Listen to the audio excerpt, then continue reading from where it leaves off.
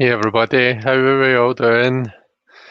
If you could let me know that you can hear me, that would be great because I just realised, like when we had 10 seconds to go on the countdown, that my mic was on mute, which, usually isn't a big deal. You just unmute it and happy days, everything's hunky-dory, but I just want to check. So if someone can give me the thumbs up, a wee sound check. Oh, there we go. Kristen can hear. We're all good. So how's everyone? How's everybody doing? Has everybody had a good week? Has anyone been doing anything exciting? I can see that our lovely Lily was in first. Hi Lily.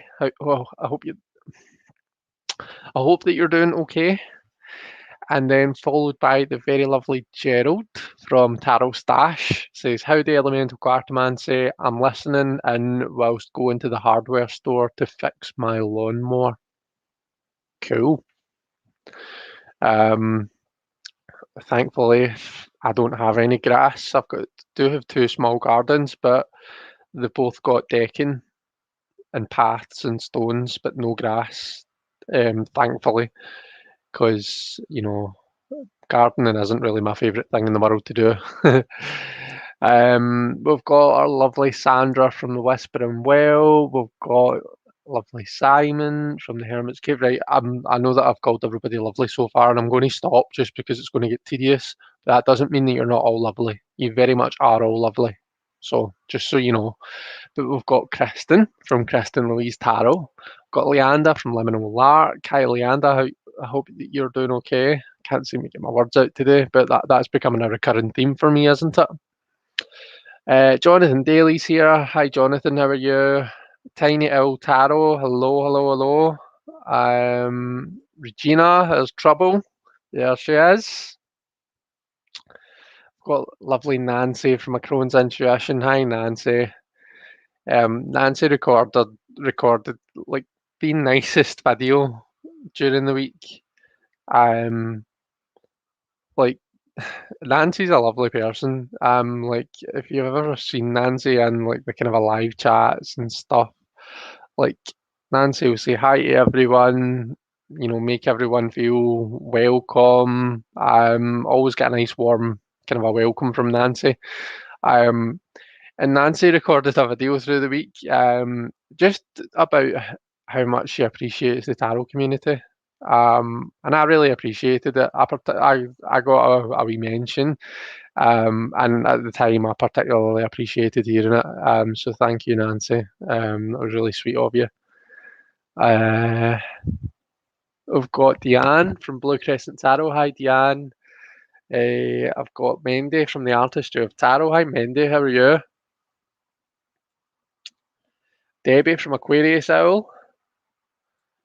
We've got Ben from Beneficial Tarot. Hi, Ben. We've got Sarah from SL Wyman's Rock and Writing. Hi, Sarah. And Jackie Jacaranda. Kim. Kim Moon Whisper. Hi, Kim. How are you doing?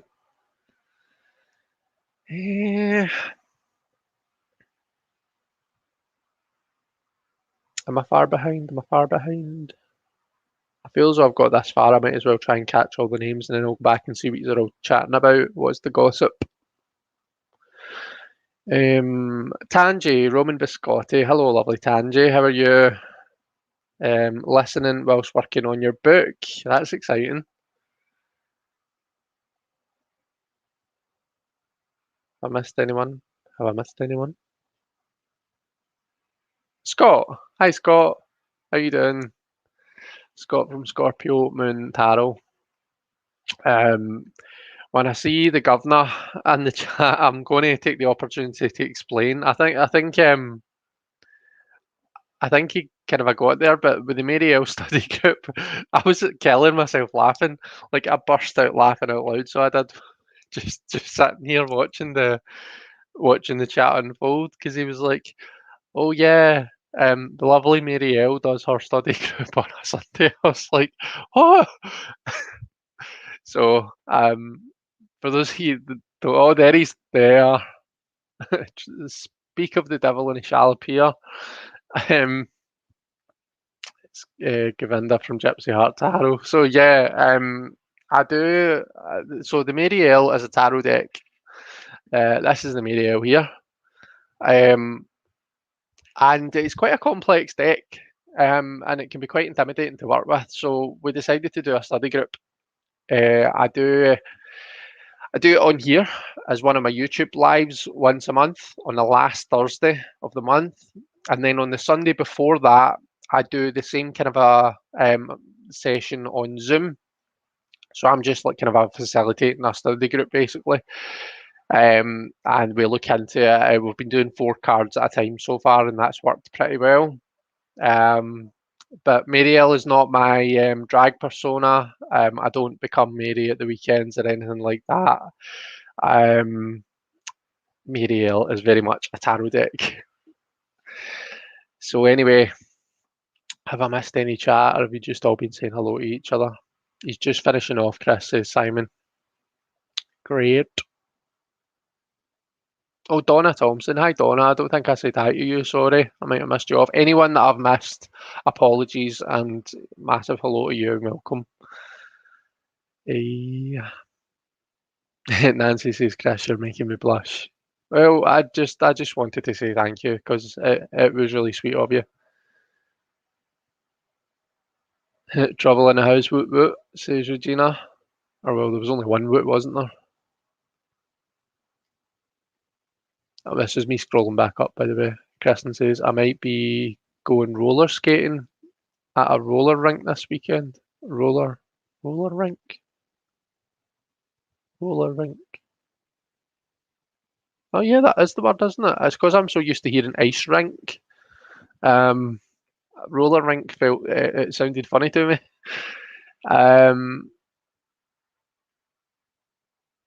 Let's see. And that's people saying they can hear me. So yeah, I think I've caught up on all the important comments, but you know the usual.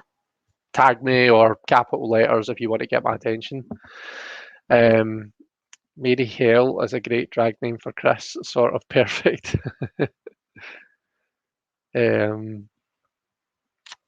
Mendy says, oh, I've missed everyone. My phone keeps ringing. I'm so sad. I missed the last Marielle Zoom group. Don't worry, Mendy. It's you can catch the same stuff on YouTube, and the YouTube session's pretty good as well. Been enjoying it. Maybe Mary Hell can do a joint live with Miss Sachet. let's not let's not start that. Oh, Gerald's asking if Neem's shown up yet. Yeah, I think we all really got a good laugh out of your recent videos, Gerald. Where did you even get what made you? Did you think I know I'm going to do?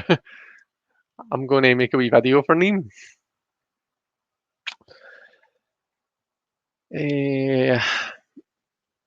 Okay, so what we all got planned for the weekend? Is anybody doing anything exciting? Do you know? I don't think I've chosen what tarot deck I'm going to read with.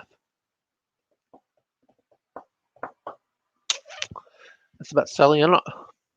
I might use the Everyday Enchantment, but I'm not stuck on it. The Everyday Enchantment, just because it's a nice, inclusive deck. It's diverse, and this is non-binary week, so I want to use something that's nice and inclusive and diverse.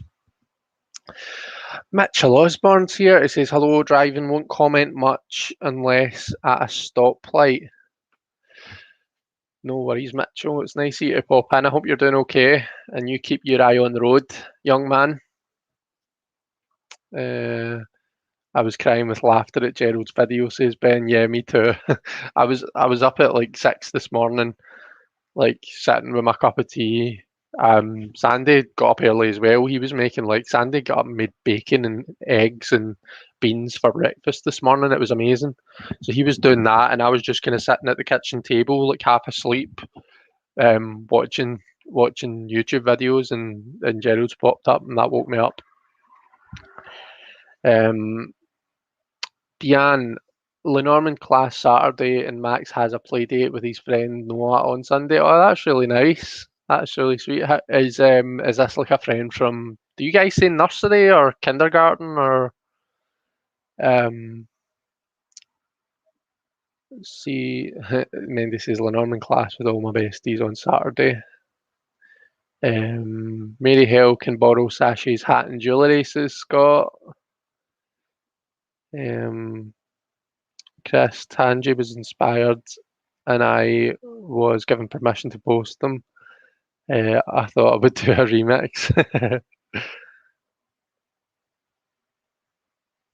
I'm sorry that the camera might be shaking, guys. That's my fault because I've got this habit of like shaking my leg, like as if you're like tapping to the beat of music or something. I tend to do that a lot, and my desk is like a wee bit shaky. So yeah, Kristen's got Lenormand FOMO. Max hasn't ever been to any school yet. No, as my friend Stephanie said, oh right, okay. Oh well, that's nice. I hope they enjoy it. Don't know just yet. If it's not melt your face off hot, I'm hoping to get outside for a while this weekend. That'll be nice, Regina. I'm trying to think what we've got planned. I've got no, I've got Lenormand Lenormand class as well. Um, gosh, and I'm not sure what else. There's probably about a million and one things that I need to do. But do you ever get that when someone says to you, "What are you doing on such and such a day?" or "What are you doing at the weekend?" You blank. That happens to me all the time. Taro Stash, I bet I could make a troll Mary Hell to match the Taro Sachet troll. We'll need to decide her outfit / style. Oh goodness me. Oh, what has been started? Gov, I'm blaming you for this. I noticed that you've conveniently. Oh, you're there. You're saying, "Wow, amazing breakfast." Um, yeah, actually, Slimming World. That's Saturday morning. I get weighed. So last Saturday was my first weigh since I joined, and I'd lost 4 pounds in my first week. So I was quite happy with that. I was expecting a wee bit more, to be honest. Usually on your first week you lose a bit more, but 4 pounds is nothing to scoff at. So yeah, I was pretty pleased with that. And I'm hoping that I'll get £3 off and get my half stone this weekend. So we'll see what happens. Um, I'm pleased you're on our non-binary awareness, Chris. There is around 600,000 non-binary people in Britain alone. Wow. Didn't realise there was quite so many, Simon, but that's amazing to think about, isn't it? So yeah, I mean that's a nice segue into what I was wanting to. So I just wanted to kind of say some stuff. Um, Obviously, as you know, yesterday was International Non-Binary People's Day. So we kind of celebrate this week as Non-Binary Week or Non-Binary Awareness Week. Um, so during these kind of things, I'd like to just raise a wee bit of awareness, maybe explain some things or give some information, and the kind of fingers crossed hope is that you maybe learn at least one wee thing that you didn't realize before.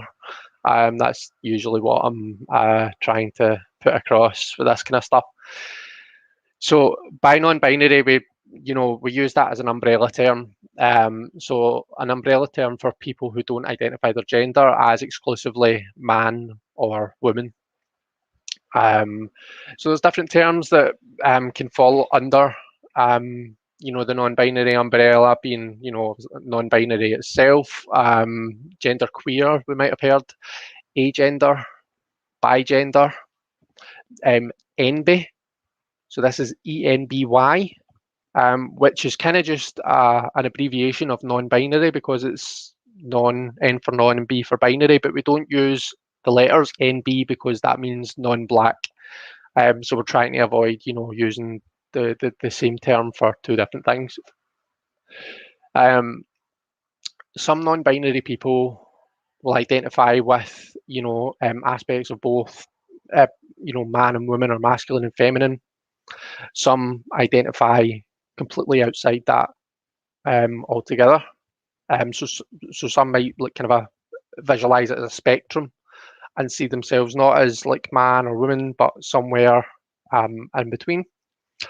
Some non-binary people see themselves as completely outside that 100%, like not nowhere, it's not a spectrum, it's just they're completely outside of it. So different people identify their gender in different ways. Some, but not all, non-binary people identify as trans. So trans or transgender is, someone who identifies with a gender that they were not assigned at birth. But like I say, not all non-binary people identify as trans.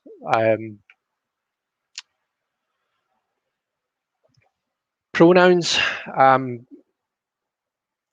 use of different pronouns. The singular they, it's been used in language for hundreds and hundreds of years. It can be used, obviously, as a plural, as a collective they, but there's the singular they as well, and we all use it, like someone's left their phone in the cafe, left their phone in the cafe. I'll hand it in case they come back. Do you know what I mean? So it is a term that we're used to using in our language. There's also what we call neopronouns.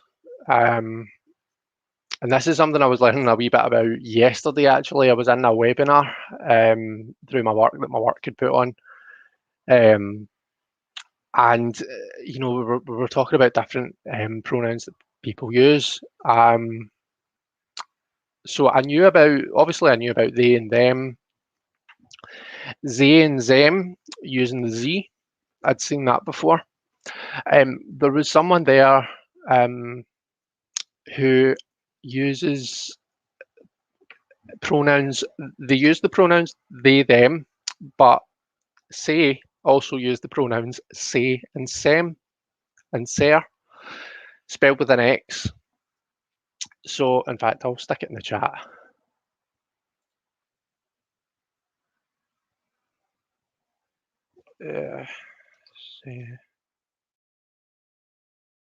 Say, sem, ser. And that, it turns out, is because that person's from, oh gosh, was it Germany? Can't remember. They said they were from a different country, and it was to do with their or their natural, their mother tongue, their language. So yeah. Anyway, so that was neopronouns. One thing that I did learn that I hadn't actually thought about, but made total sense when the person said it. We're moving away from using the term preferred pronouns. We just say it's a person's pronouns. It's not a person's preferred pronouns. It's not a preference. It's just, that's their pronouns. That's their identity. It's kind of like the term sexual preference. It's not a preference. It's just me. It's who I am. So it's kind of in the same vein. Oh, some other interesting things that I learned. So prefixes, and by that I mean I might be using that term wrong, but like Mr., Mrs., Ms. So what my company is trying to do, and documentation and whatnot, is bring in the prefix MX, which is pronounced mix or mux, and that is it's a prefix that some, but again probably not all, non-binary people use. And you've probably seen this in Latin America. People have started using the term Latinx, so it's just Latin with an X at the end, rather than Latino or Latina. Um,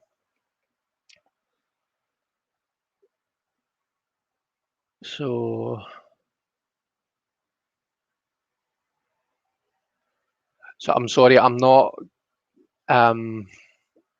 I'm not doing very well at keeping up with the comments here, and I'm aware that there's been a lot of brilliant comments. And what I'll maybe do is go back and kind of go through them at the end if that's okay to do that. Um, so I just wanted to kind of finish up by giving some examples of what we can do to be good allies to non-binary people. So obviously using the name that someone asks you to call them, that kind of that's just general respect that you would give to everyone. Using someone's pronouns. If someone tells you to use the pronouns they, them, or say, them, using those pronouns. Not making assumptions about people's gender. So there's like the difference between gender identity and gender expression. Your gender identity is how you identify your gender, and gender expression is how you express your gender. So you might do that through the way that you style yourself, the clothes that you wear, just the way that you present yourself generally to the world. But I think it's about taking care not to kind of make assumptions, and this this is where it does become difficult because like I mean one of the things I think I've kind of noted and that I'd learned yesterday is that the way that this becomes more familiar and we become better allies, and it becomes less something that we're scared to make a mistake and we just kind of go for it, is by speaking to non-binary people, asking about their stories. But what we need to be careful of is not like kind of just seeing someone who maybe has they look as though they maybe have a bit of a different gender expression and just assume. Um, so it's all about kind of using your judgment and stuff. Um, when we're so this was something that I kind of took away. Taking care about using phrases, in writing or even in speech, about using that like him, her. Like when you're writing, like him/her. So, please report this to your manager and ask him/her to contact me. So we can avoid using phrases like that, and that's pretty easy to do. Please report this to your manager and ask them to contact me. Other things we maybe want to be careful with is like prefixes, like I was saying earlier on, terms of endearment as well. So I was thinking about that because that's maybe one that I need to watch myself with, because I have this tendency to use words like "oh hi I love" or "hi lovely," or "hi mate," "hi pal," "hi all right dude." Although I might not use that so much, but there's terms of endearment that have the best. Obviously we say them with the best of intentions, but they do have kind of they do tend to have a gender association associated to them. So that was just something personal for me that I thought, right, I'm going to have to think about how I use those words.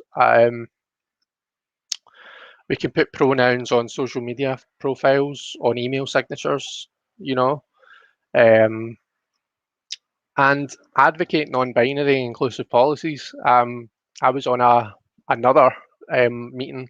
My work is moving, so we're moving locations. We're moving offices, and I was on this call, and it was like all big wigs and lots of people, and they were talking and talking, and someone, I won't use their name or anything, but this person just spoke up and said, I was a bit concerned that there weren't any gender neutral toilets at the new location.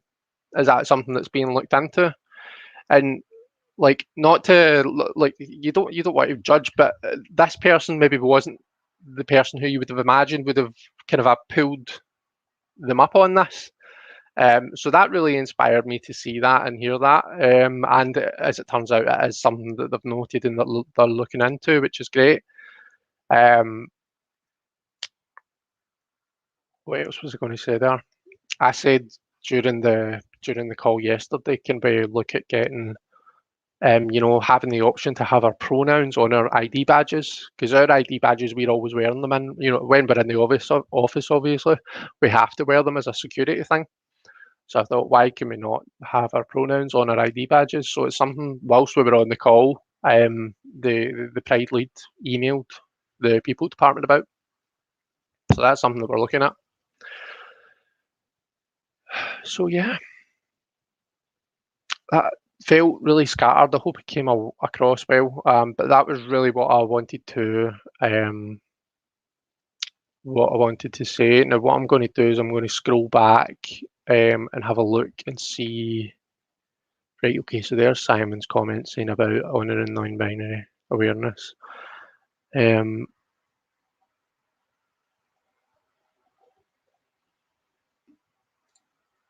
Okay, I have a friend who came out as meta-gender, and two of my friends had kids who came out as non-binary when they became teens.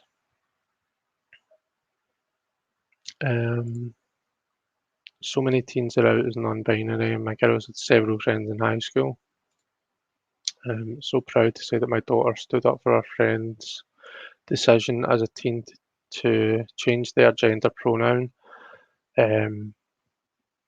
When others were making out, it was a massive effort. That is pretty cool, issue.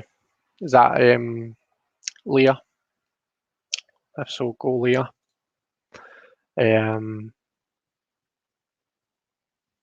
However people identify, it's about creating safe spaces where dialogue can take place non-judgmentally, and finding out how people feel and which pronouns they are comfortable with. Not what we are comfortable with. Yeah, totally agree. I was going to say, oh, someone's put say Sam Sarah in. It was me. um, let's see. Should I say not what we're comfortable using? I don't think it's difficult to be respectful of others' wishes. Treat others as you would be treated. Fair and fair as well. That's interesting. I've not seen that. Despise the term sexual preference. Do you know, I had never even thought about it. It was yesterday when they said we're moving away from preferred pronouns. We just say pronouns, and I thought, of course, like it's not a preference. It's just me. Do you know what I mean? My pronouns are he and him. It's not preferred. It just is. It's not like I would like some strawberry. I would prefer some strawberries, but I'll have an apple if it's got like no. It's not a preference. A preference is totally different, and it's the same with your sexual orientation. It's anyway. Um,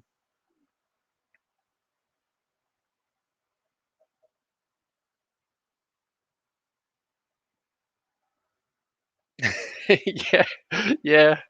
Like, like it's putting on a hat. Yeah, exactly. Oh, why do we use pronouns over a person's name? So I think in language, um, it makes sense to use a person's pronouns. Just for like fluid speech.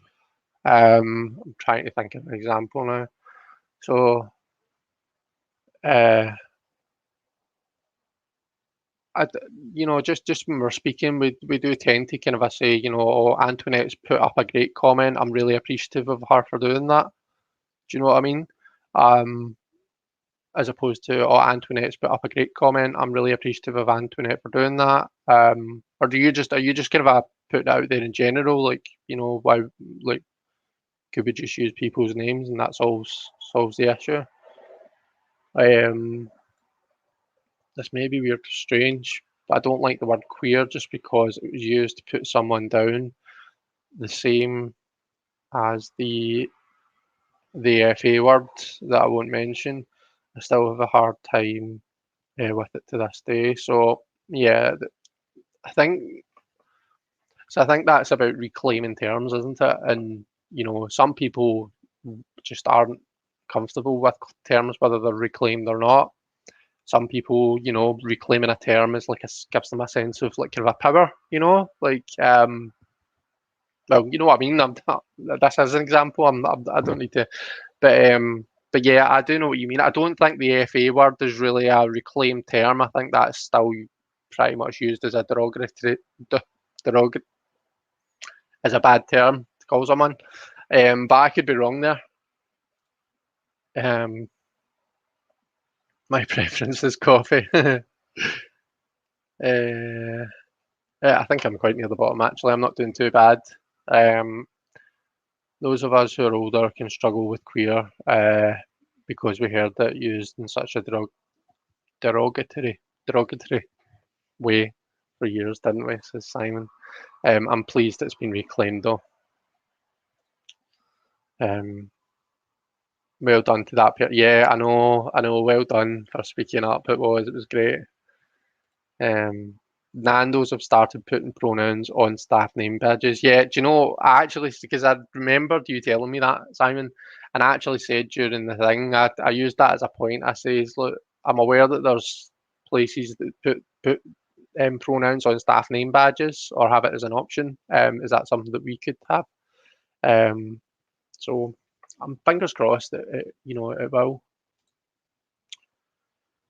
Yeah, it was used very derogatory way when I was growing up. One of the worst things you could be called, so I still struggle. But mature enough to know that it's not meant in that way now and glad. Yeah. Oh, I'm good. I'm glad that's good, Simon. Thank you. Um, so discussion's interesting. As a child, it never occurred to me that it was even an option to not present or live as another gender. Happy to be the gender I am, but it's still neat. Yeah, yeah, I can appreciate that. That's kind of how I feel. Um, I was termed a tomboy, and they wanted me to dial it down and be more feminine. Girl toys and clothing didn't appeal. Due to this, wasn't allowed to discover who I was within. Many things were capped. Yeah, I'm sorry to hear that, Ashley. Uh, I feel fluid as such. Pronouns she, her are okay. That was another thing actually that I wanted to say. I've just forgot to tag it in when I was speaking. So not all non-binary people will use pronouns like they, them, or neo-pronouns. Some non-binary people will use he and him and his, or she and her and hers. Some will use, a combination. Some will identify, given the example of the person who identifies as they or say. Um, and they actually gave a quote. There's a quote from someone who said, so people who use multiple pronouns are showcasing the complexities of their identity to the world. Um, so yeah, I just thought that was quite nice. But yeah, some non-binary people will use he and him or she and her. Not everyone who uses they, them, and neo-pronouns will identify as non-binary. Um, so it's not like a box that we just kind of fit people into. You do get people who aren't non-binary who identify who use pronouns they, them, for example. But sorry, yeah, I'd meant to say that during it, but it just slipped my mind. Um, so they wanted me to be more girly when I was a kid because I didn't like dolls. My mum's mate's middle child used to come round with their Tinker cars and they would play with my Barbies whilst you play with the cars. That's cool. Um, pleased to say, by the time my daughter was born, things were beginning to change. We were fortunate to live in an accepting area, and due to this, we both grew. Um, Simon says gender norms are forced on us from birth. Um, blue baby, blue baby grows for boys, boys' toys, to sports at school, etc. Yeah, do you know? I heard another really really good quote. Is it a quote or is it just something that somebody said? I don't know. But I suppose that's what a quote is. But it was talking about kids' toys. And I don't know if this was like a conversation that my friend heard or if it is a kind of a quote that they've seen. But it's basically like it challenges the idea of, that toys for boys and that toys for girls. And the kind of a question that it puts to it as well, does the toy involve the child using you know, their, I suppose actually, I'm not even sure if it's, I'll tell you how the expression goes. It might be irrelevant now, because our gender is more than genitals. But basically, the expression was, that toy's for boys or that toy's for girls. Well, does it involve using their genitals? If not, then anyone can play with it. The toy doesn't have to be assigned to a particular gender. If so, then it's not a toy for kids. But just in saying that, I kind of realised that gender goes beyond even genitals. Do you know what I mean? So it's maybe not an appropriate expression anymore. But for the purpose for which it was said, I think it made a point. Unfortunately, yeah, Simon.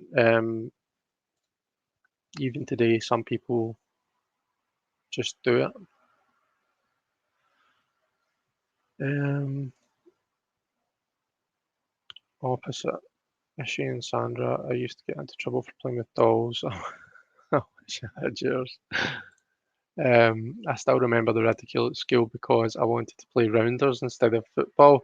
Yeah, do you know, see, when I was at school, you either played football or netball, and I really, really wanted to. I hated football, like with an absolute burning passion. I hated it, and I really wanted to play netball, but I wasn't brave enough. So I just ended up being the shitey defender at football that everyone avoided passing the ball to.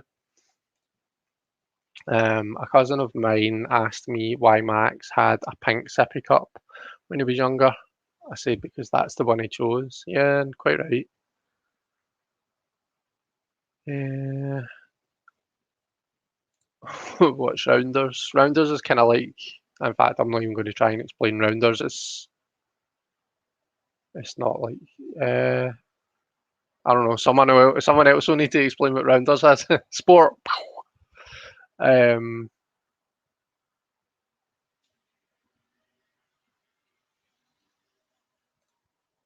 yeah, that is a quote. Just can't remember who.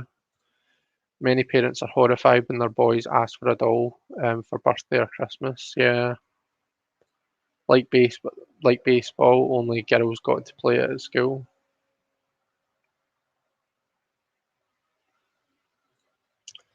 Seriously, and way back when, pink was considered the most masculine color, but then blue wasn't selling as well.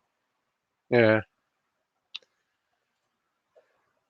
I wanted an easy bake oven so badly at 6 years old, and I got it.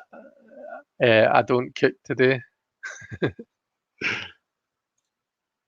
Um, I thought maybe it was like croquet. I prefer croquet. Me too, Chris. I always stuck in goal. Is that because of your height, Simon? They just thought, he'll kind of he'll be able to reach farther.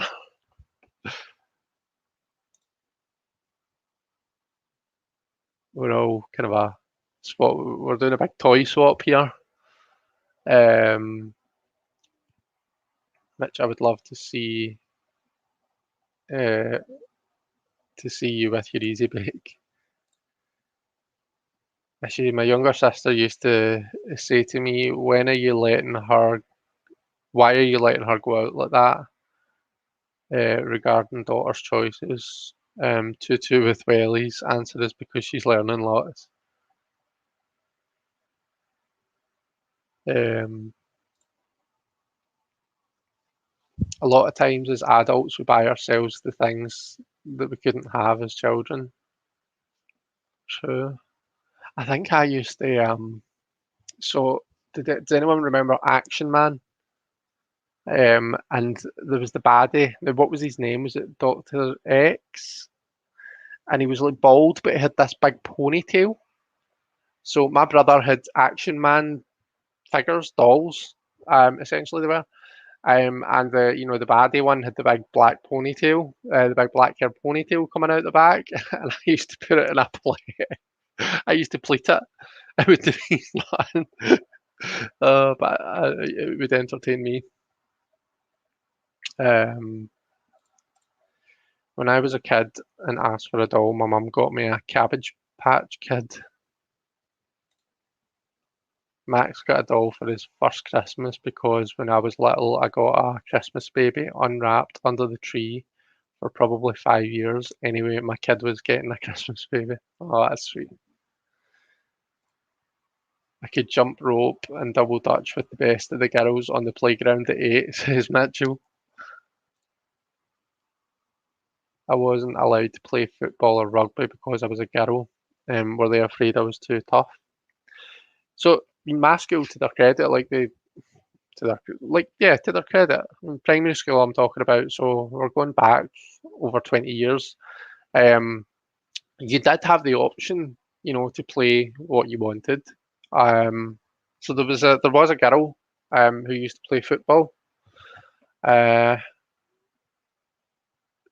and yeah, she was really good and enjoyed it and stuff. So like yeah, it's not that it wasn't allowed. I just wasn't brave enough to be the one boy who was playing netball. My mother, Nancy says, my mother, born in 1960, used to say that uh, then pink was for boys and blue was for girls. Yeah, yeah, a lanky sod can cover the height of the net. Simon, yeah, I kind of thought that. Uh, I found the source of the quote. It's a graph that was going around the internet for a while. And you put I don't really need that anymore, do I? Let me just. Oh, you're a mod, Regina, so you can put links in. That's great. Thank you. Um,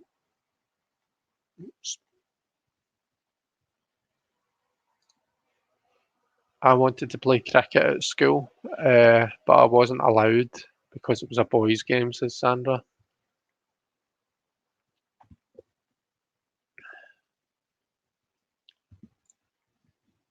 Robin says, do you remember Chinese jump rope though? I never got to do that. Sort of an elastic band around two players' ankles. Oh. Yeah, Dr. X. I'm surprised I remember that actually. Um, Gerald. My mum bought me a pink toolkit when I got my own place. I still have many of the pink handled tools. That's pretty cool. Sandra also wanted to do woodwork, and again was told no. I had to do cooking and needlework. Goodness me. It's I was going to say it's funny. It's not funny, but like now to look back on, it's laughable. Laughable is probably a better word to use there. Scott says Nancy, it was still like that here in the 80s. Blue for boys and pink for girls. Um, oops, exactly, Simon. I was going to say something, Nancy, but yeah, I caught that too.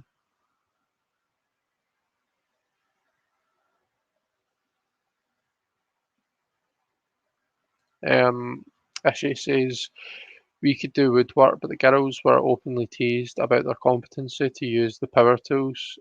If you undermined someone's confidence, it shows in how they handle things.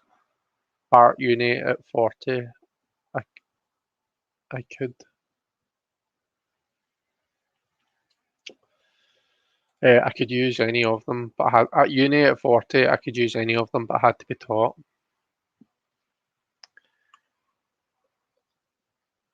Oh, Robin says, yep, wood and metal work for boys, cooking and sewing for girls. I did get to do basket weaving in grade school art classes. Maybe why I'm right, okay. Um, I wanted to be an astronaut or a mechanic, as a nipper says, Ishi. Oh, where are we for time? We're on 10:15.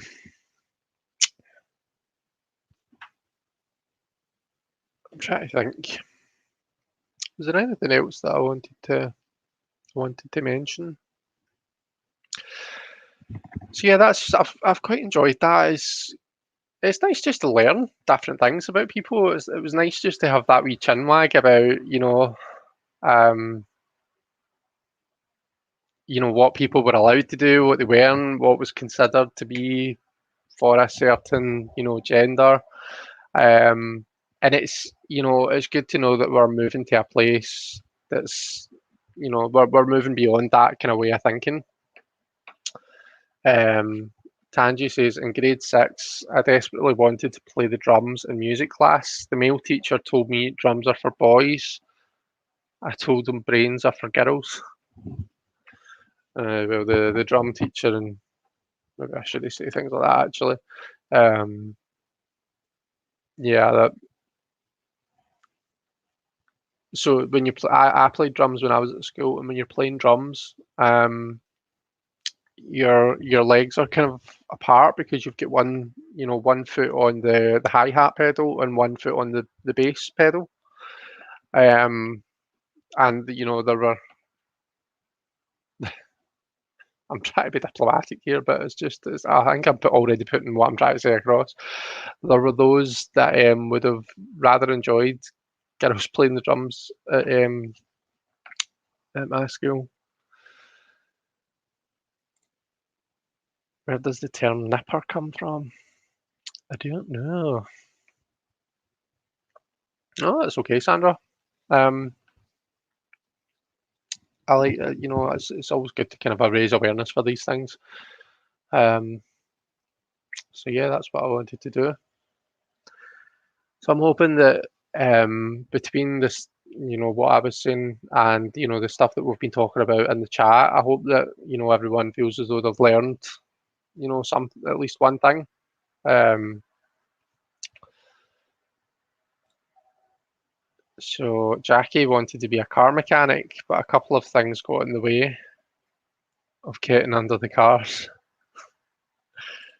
Do you own any particular decks that you would recommend, Chris? Is that just a general question, actually, or is that related to the kind of a topic that we're talking about? Um, are you just a general question about decks? Do you own any decks that you would recommend? Um, I mean, an answer to both. I would recommend the Everyday Enchantment, actually. And if you haven't modded a deck yet, I can't remember if you've modded a deck ish, but if you haven't, then this is a good one to take your deck modding virginity, as it were. Um, it comes with massive borders, and it's really beautiful when it's all nice and trimmed. Um, like I was saying at the start, it's a very diverse, inclusive deck.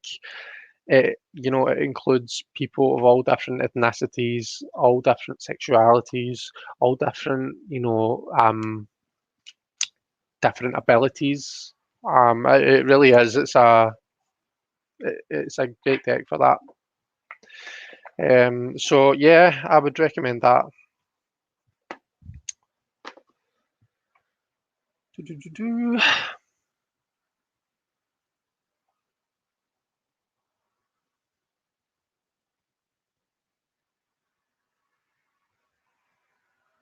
Nipping at your ankles, says Jackie. Is that an answer to Robin's question? Oh, there we go. The name Nipper comes from the ancient Scottish kingdom of, oh gosh, Dalriada, where it was used to indicate someone who worked as a person at a royal court who was in charge of. Fair enough. I did not know that. Um, who was in charge of the tablecloths and linen, where they were collectively called the napery. The napery.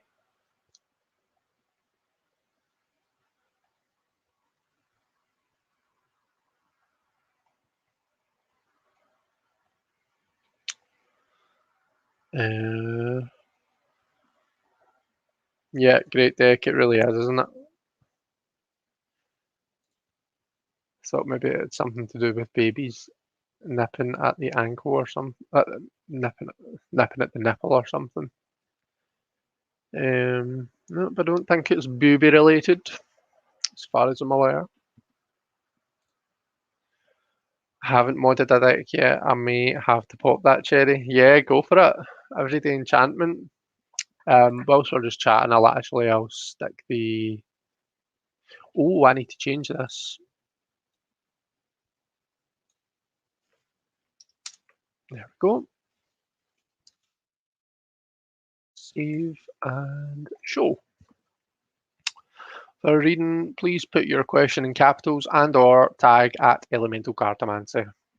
That's the way to do it. So I haven't modded a deck yet. Kristen started modding the Wildwood and got bored. It's been sitting half modded for months. I modded the Wildwood, but I'm not really happy with the result, to be honest with you. It's made the back look funny, and I'm weird about that. I'm funny about the way the backs of my cards look. I like them to look nice. And the Wildwood just looks all ski whiff and wonky when it's modded. So yeah, I can't tell if those are melons or grenades. Let's see. Melons, I think. Mitchell's getting his melons out. Or lemons. Don't know. Maybe you're getting your melons out as well. They're melons. Yep. Oh, thank you, Scott.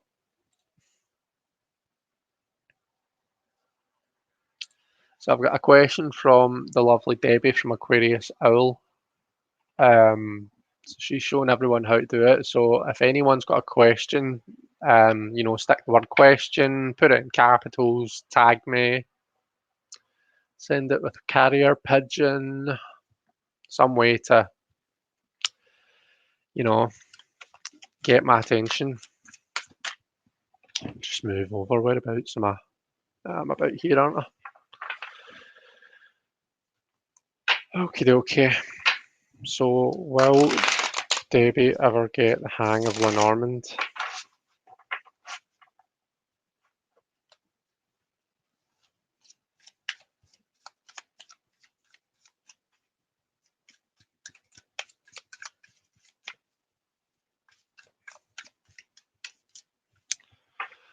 So let's see what we've got to say about that. Gosh, we've got the tower coming up. I'm going to change the. Always forget to do that. I just like to change the focus so that it continuously refocuses wherever the card is. We've got the tower coming up right at the start, so that maybe shows that it's shaking things up a bit. It's a big change to what you're used to, Debbie.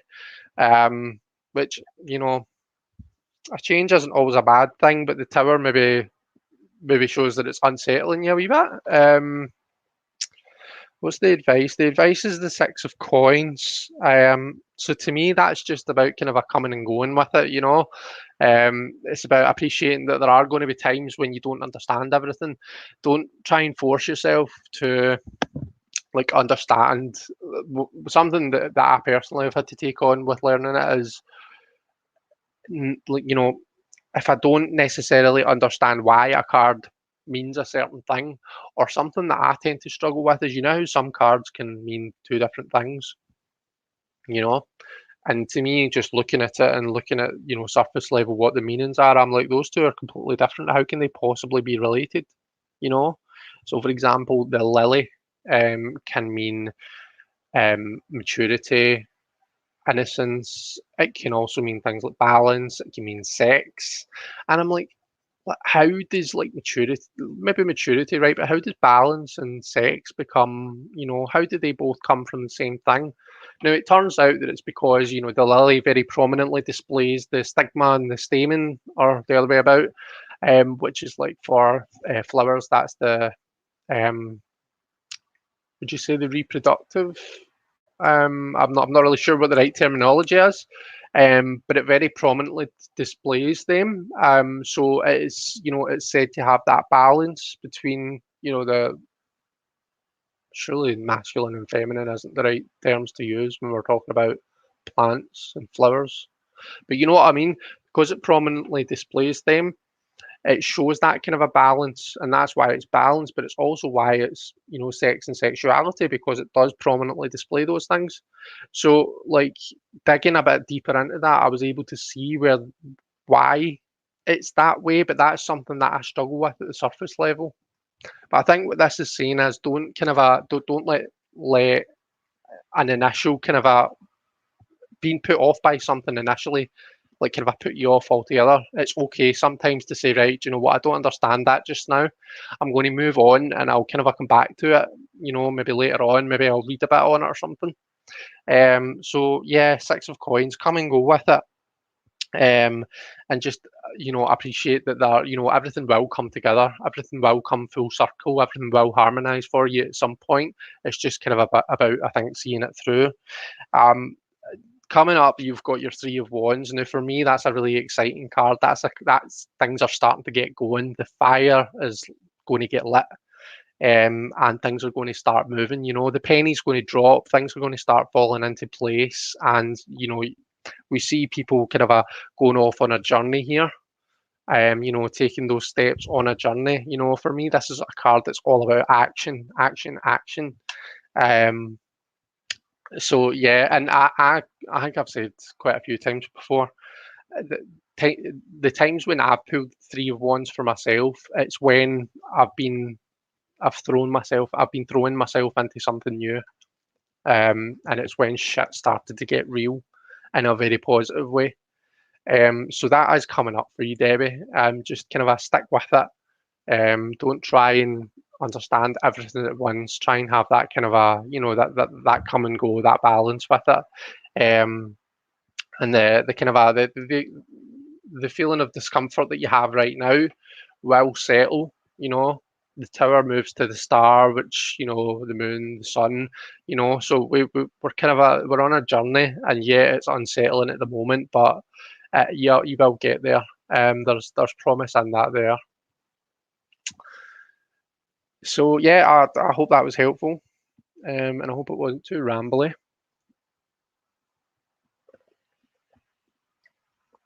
But this is what I want you to kind of focus on, the fact that things are going to happen for you.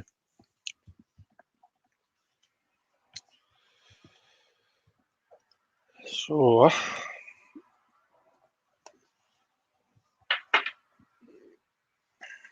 see, Lily asks, how will my professional appointment be tomorrow?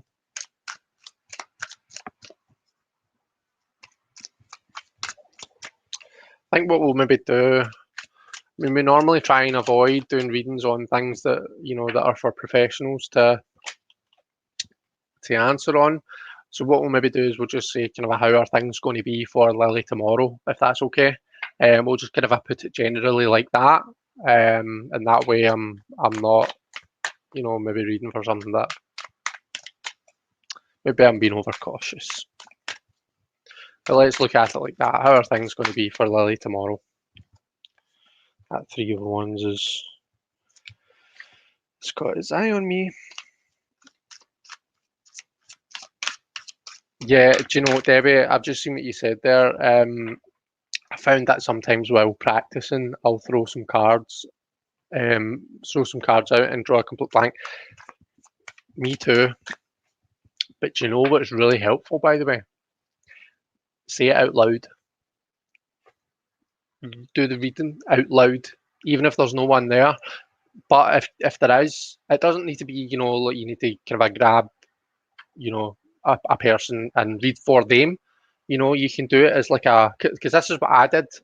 It was the last weekend, and I was just sitting. In fact, Sandy was laughing at me because I was sitting on the couch. I had a 9 card spread out on the footstool in front of me, and I was just kind of sitting with my elbows on my knees, drinking, sipping away at my tea, looking at my cards, and then I looked round and he was staring at me, and he was like, "What are you doing?" I was like, "I don't know. I'm playing with my cards," and he was like, "Yeah, but you're sipping your tea oddly whilst you do it." And we got to talking about the cards that were in front. So it was a sample question that I pulled the cards for, and I'd say to him, "Well, I'm pondering it. I'm trying to think about what this means." And I ended up talking him through the spread and saying it out loud. Talking it out loud made me realise that actually I do know more than what I think I do. But I think it's a different process saying it in your head than what it is saying it out loud. So there's a good tip. Say it out loud. Sorry, Lily, I got sidetracked there. So how are things going to go for Lily tomorrow? Okay, that was a good shuffle. Right, okay, so we've got the 8 of Blades coming out there. So maybe not feeling great about the way things are tomorrow. But the 7 of Coins is kind of telling you, like it could be about waiting, waiting for like the next time. It could be about waiting for the right time. 7 of Coins is it's a difficult one to describe when you don't know what it is you're reading for because it's one of those cards that really blends in with the message. So for me, I mean, just looking at the image here, we actually see someone who's kind of who's distracted, whose mind is elsewhere. They're trying to sell stuff from their stall. Someone's trying to give them money, but they're kind of a distracted and their mind's not on it. So maybe this is a kind of bring your mind to the present, to what you're dealing with and what you're doing. And the 8 of Swords, we see someone who's kind of who's distressed with their current situation. They feel as though they're trapped in a particular situation that they're not happy with and they're trying to get out. And then you've got the card telling you, focus on the task at hand. So it might be a bit of a tough one tomorrow for you. Um, I think as long as you stay focused on what it is that you need to do, stay focused on the present and stay mindful and in the moment, then you've got your Queen of Wands coming out at the end there for you. Okay, and the Queen of Wands she's an absolutely fantastic figure. The Queen of Wands is, you're going from this kind of your head's in the clouds, maybe not quite feeling the situation that you're in, and then the Queen of Wands is like the celebrity of the tarot. When she speaks, everyone listens, everyone respects the Queen of Wands, everyone wants to know what it is that she's got to say. She's an absolute inspiration to everyone around about her. So you see the stark difference between these two cards and then our Queen of Wands, which is the kind of a direction that we're going in. So it's just a bit of kind of just throws a bit of positivity in there. Tomorrow might not be you might not be feeling your absolute best tomorrow. But just kind of keep yourself present and mindful and just know that the good times come with the bad kind of a thing. All righty. I hope that was helpful. You can let me know in the comments.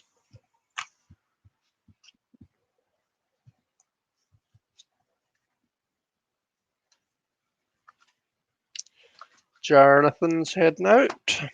See you later, Jonathan.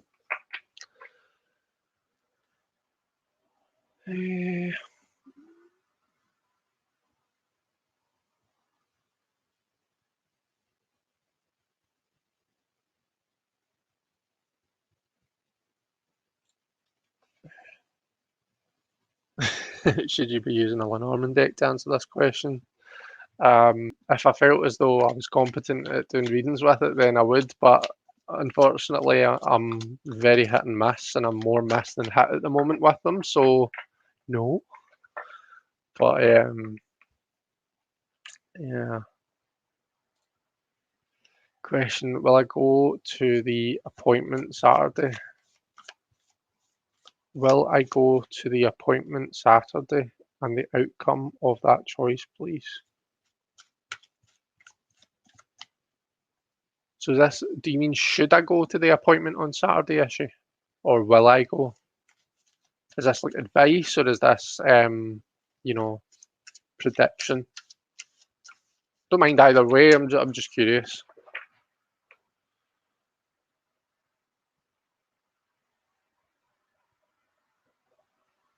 You can let me know.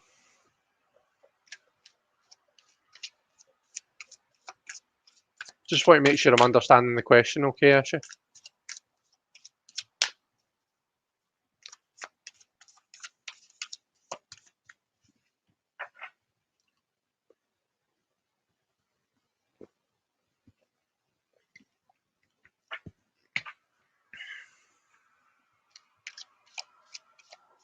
Whimsy.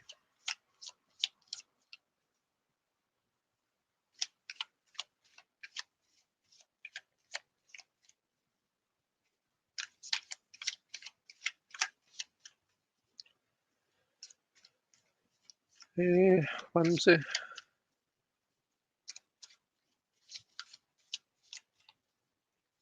Not sure what you mean. Let's just go for it. Let's just lay down some cards. Oh, gosh.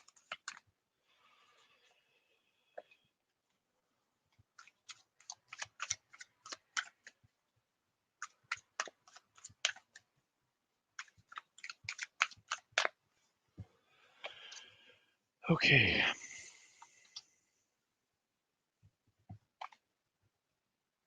Queen of Wands coming out again.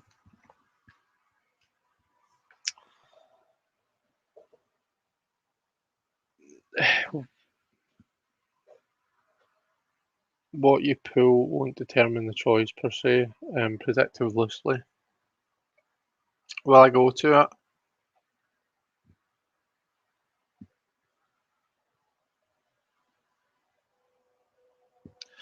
Do you know, I'm just looking at this visually-ish, and that this one's kind of a popping out at me just because she looks as though she's late for an appointment, doesn't she? I suppose the point in the imagery is it's 10 o'clock and she's still at work. That's kind of a, you know, they're pulling their hair out at work, they're taking on too much, they're trying to do too much, and that's why it links to the Ten of Wands. But you've got Temperance coming out at the start there, which Temperance is never a good answer to a, you know, a choice question. Temperance is about balance and, you know, being that kind of a balance in the middle. Um, you've got your Ten of Wands that, you know, is the advice card. Um, I Ten of Wands tends to be a kind of a, you know, don't try and do too much. If you're, you know, if you've got a lot on, then break the task down into smaller pieces. So maybe the appointment gets postponed in order to make room for something else, actually. I'm not sure. The outcome again is your Queen of Wands. So a stark difference again from what we're seeing in the first two cards, and then we get our amazing Queen of Wands coming out. So this is all about being full of confidence. And yeah, just kind of generally being happy about your situation and others looking to you for inspiration for how to kind of you know, for what to do, how to act, for, you know, to inspire them and their passions. Um, so that seems to be the direction that it's going in. I'm not sure what kind of appointment that we're talking about here. Maybe this imagery makes sense and it's saying to you, we'll get there eventually, but maybe just not on when you're expecting to. Temperance is your birth card. So yeah, she does. Okay. Well, I hope that that was in some way helpful. You can let me know. And I think we had Regina next, is that right?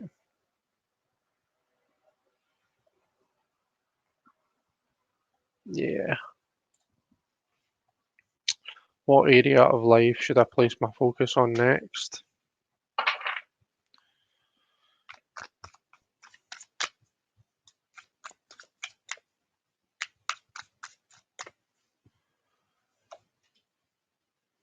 Six of Wands, your passions, Regina.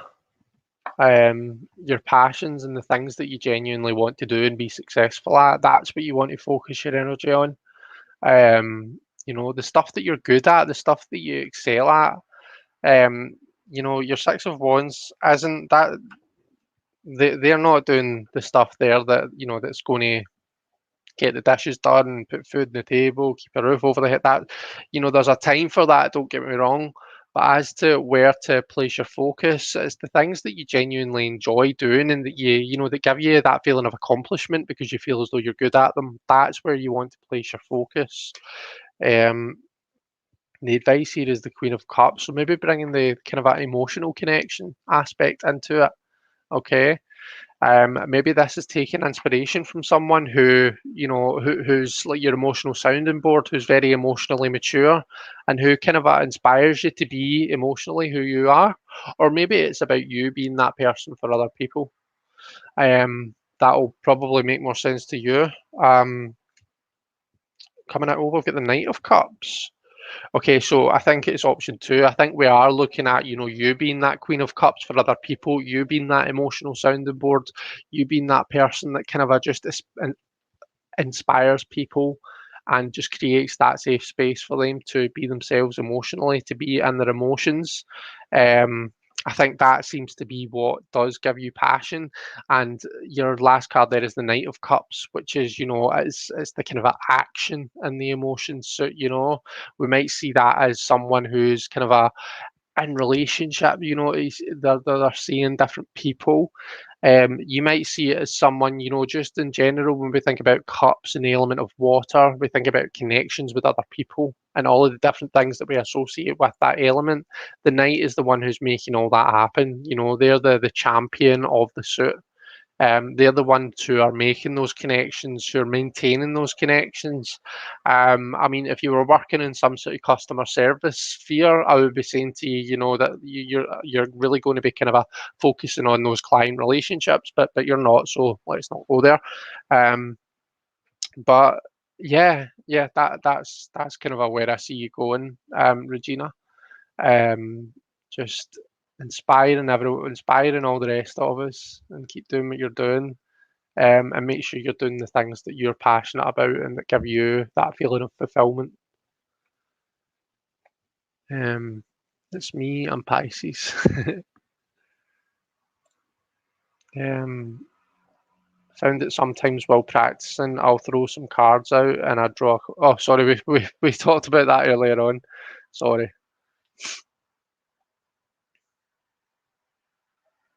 Mitch is away. See you later, Mitchell.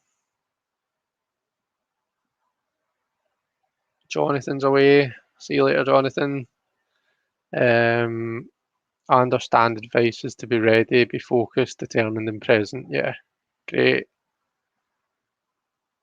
Yeah, funny the random stuff that can come up in Google searches. Did you know that bees can fart? Snakes too. I didn't know. I didn't know about bees. I knew that snakes could. But that's interesting. How did you come across that particular nugget of information there, Robin?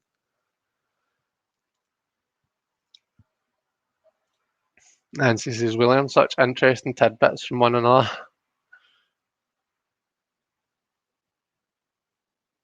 Yeah, Debbie's asking, what are you searching for? Right, okay, that was when we were talking about issues reading.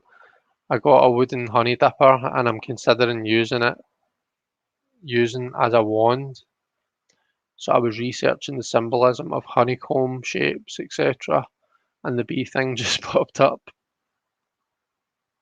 Uh, so the reading made sense, and people looking to me definitely ties in. The gym assessment and the family are coming to. Right, okay. About joining, oh, right, about joining you and signing up. Right, okay. I've actually been going out walks every day after work for the past, well, 5 actually, because on Sunday we went a nice walk as well. So for the past 5 days, I've gone and done a half-hour walk, which I know isn't really all that much in the grand scheme of things, but I never do any kind of exercise, so for me it's a big deal. Um, you're very welcome, Regina. Janine says, I think I'm too late now, so I may have to pop on and ask again another time. Otherwise, can you see anything I need to focus on for my own personal development? You're not too late at all, Janine. I'll happily pull some cards for you.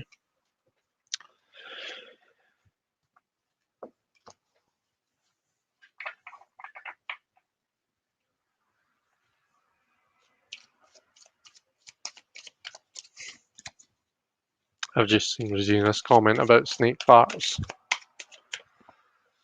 Poor Janine's just come in amidst a conversation about flatulence. I would love to say it's not always like this, Janine, but kinda is. Oops. So what does Janine need to focus on for her own personal developments?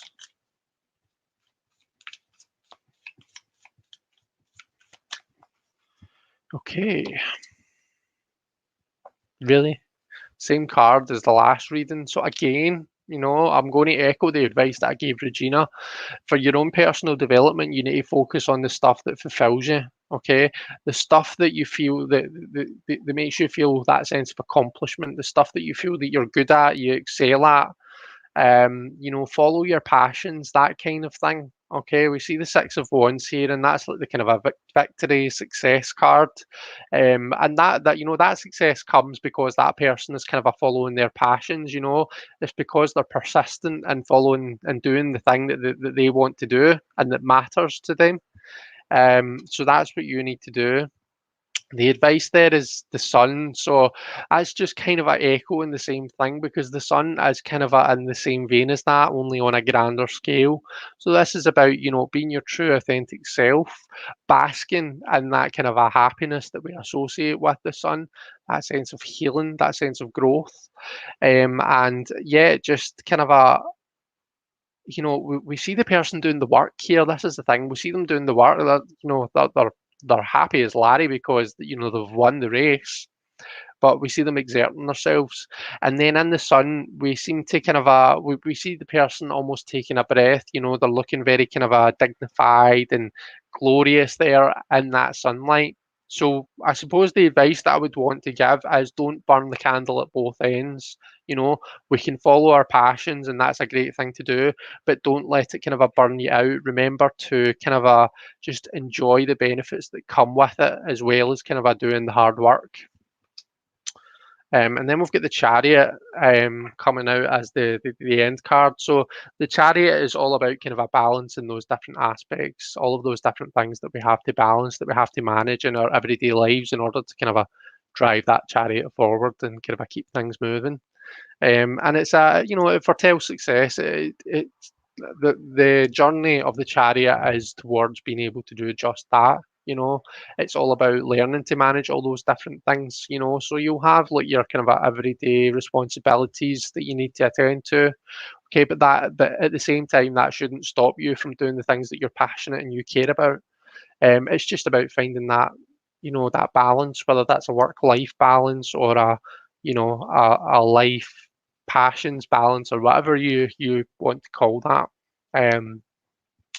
But yeah, there's true success there, and you being able to kind of achieve that and standing out from the crowd as well. Because if we look at the imagery here, our charioteer, not only I know it's a bit odd to see them as a skateboarder, but when I think about the kind of what you have to do in order to be a skateboarder. You've got your kind of a center of gravity, you've got your balance, you've got moving the skateboard, you've got all these different things to think about. So the analogy is there, but we see our kind of a skateboarder here, and then we see the kind of your your normals in the background in grey. Okay, so not only as do we have these amazing cards here, but we also see you standing out from the crowd here, and in your success. So whatever it is that you're passionate about, whatever it is that you really care about, and I mean this should kind of stand out to you. It should be a kind of a, if not, then it's hopefully it soon will be, because all of that fire energy, that is when you see it, you're not going to miss it. So yeah, I hope that was helpful. I can see that you've popped some comments in here for me, which is amazing. So I'm going to have a wee nosy. So my old mate used to say, "Better out than in." Yeah, was that about flatulence? Let's see. That will be doing my volunteering to help others and be accepted for myself. My main government job and how we're expected to work is against what I believe in. I do need to get a better balance. Right, okay.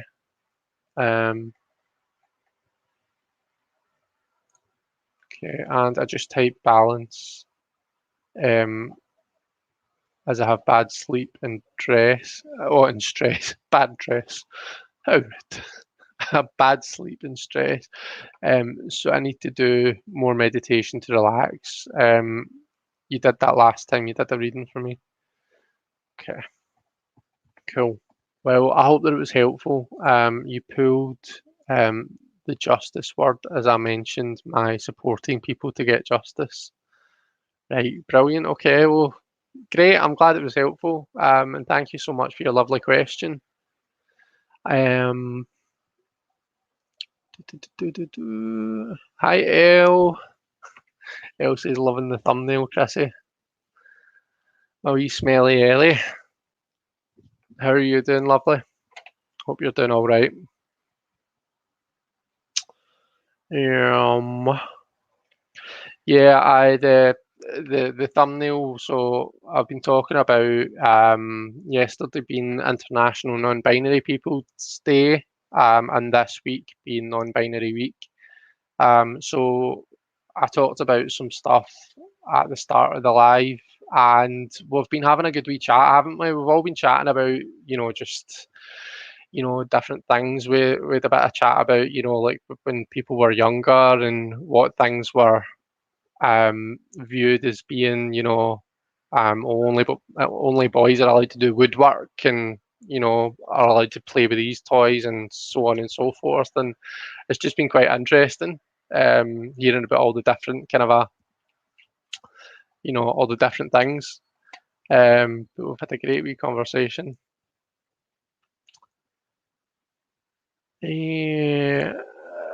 Robin Hood question. Chris would know, if a snake farts, does it make a noise? I'm doubting it. I think so. The noise that a fart makes, if we can just be factual, see if you clap your hands and speed it up really fast, that sounds like a fart, because that's essentially what's happening. The sphincter is opening and closing really fast. There's no nicer way to put it. That's what it's doing, and that's what the noise is. So, in theory, it should be the same for a snake because their vent would open and close really fast, I would imagine. But and I've not heard my snakes do it or seen my snakes do it. But where I've heard of it, it's not made a noise. Certainly not a normal noise. Ish says, a 5-year-old in a nursery class. I was reading the end of day story, lifts his knee, lets rip, and says, "Wherever you may be, let the wind blow free." A 5-year-old in a nursery class. I was reading the end of the day. Oh, so this actually happened. Oh my goodness.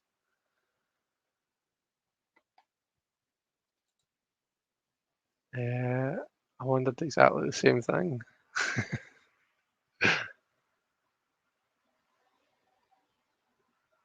I think I caught that when we were talking about your question. So L is doing good, thanks. Even better now, I've got you live. Well, that's good to hear. So what kind of stuff have you been up to, El? Because I feel as though I've not spoke to you in ages. Need to get a wee catch up.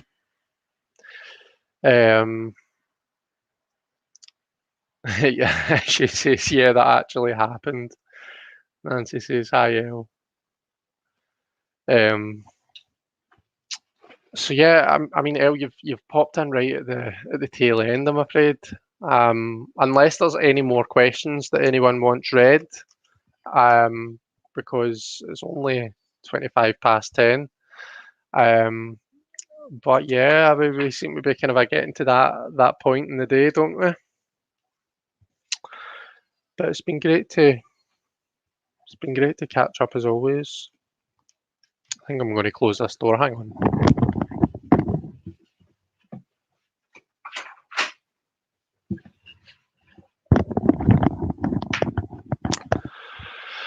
Could hear a baby crying outside. I'm always paranoid that people can hear me.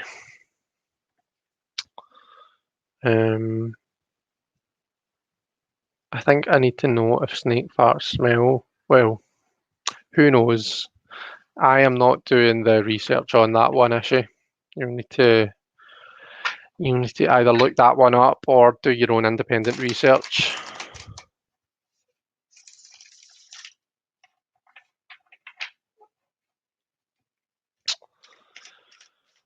Okay, this has been fun, Chris. Thank you for great get together. No, thank you for being here. Everyone. I don't think there's any more questions coming through, is there? So if that's us, then we shall call it a night there. I'm trying to think if there's anything else I've got to tell you. No, I don't really think so.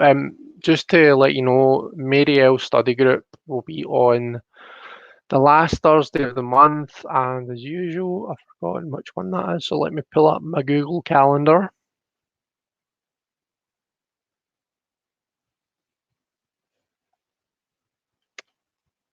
So the last Thursday of the month, I think,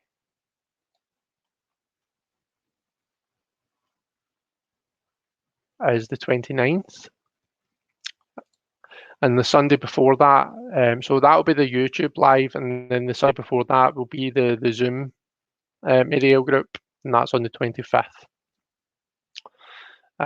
So I hope to see everyone there.